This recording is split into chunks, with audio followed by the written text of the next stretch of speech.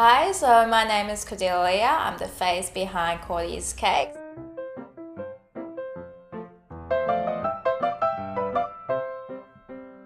I never actually had a proper lesson of, proper lesson of cooking or baking. I think it's just like if you have a passion in something, if you're interested, you will make as many attempts as possible to, get it right. And I think that's what I did.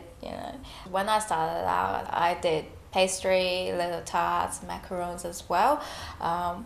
But turns out a lot of people having their birthday, so they wanted birthday cakes. That's how I started, and it was actually well received. Got great feedback from my customers and from my friends, and they loved it. I just told myself, why not just focus on making cakes and try to perfect it.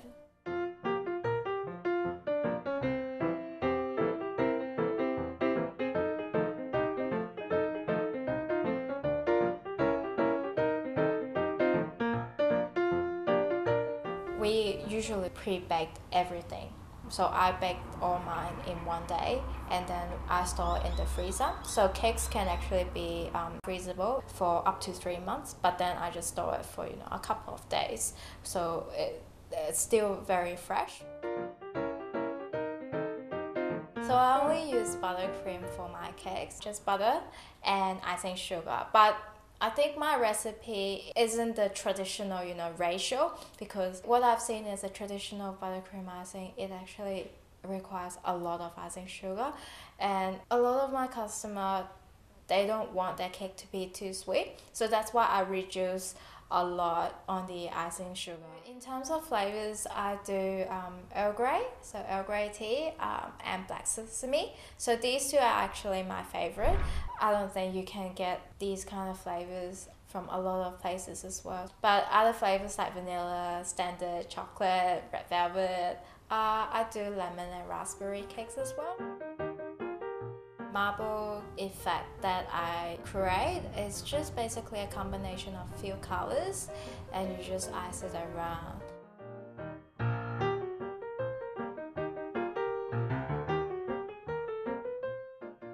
In terms of decoration, you see I always use fruits, flowers and macarons.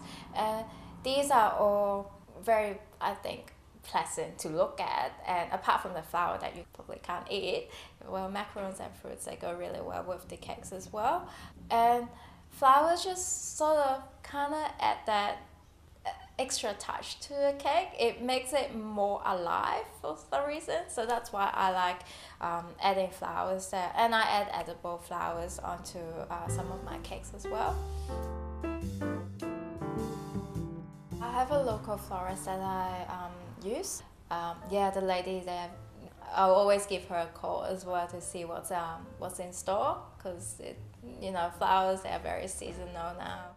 Having seasonal flowers is actually a good thing, because that's when you can tailor or create your cake that is different and be able to match the flowers, complement the flowers. If you use the same sort of flowers for all your cakes, they're gonna be very similar. So that's why now I do like to go into the flower store and to have a look what they have and try to incorporate their colors or what's gonna match and to make the cake base.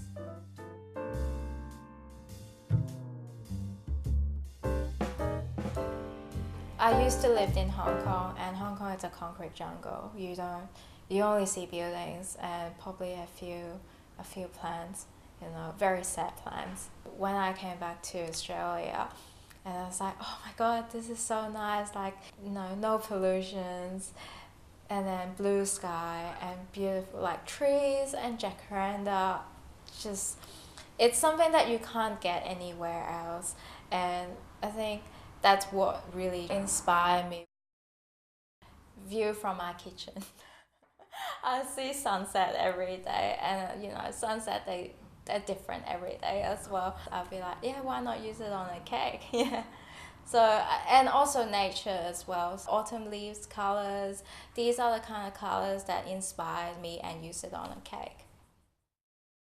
As I get into cakes as well, I learn how to, look after my plants. And you know, I have lavenders, I have rosemary and edible flowers out in my garden, and every time when I see them bloom, I'll be like, oh yes, I can use it on my cake.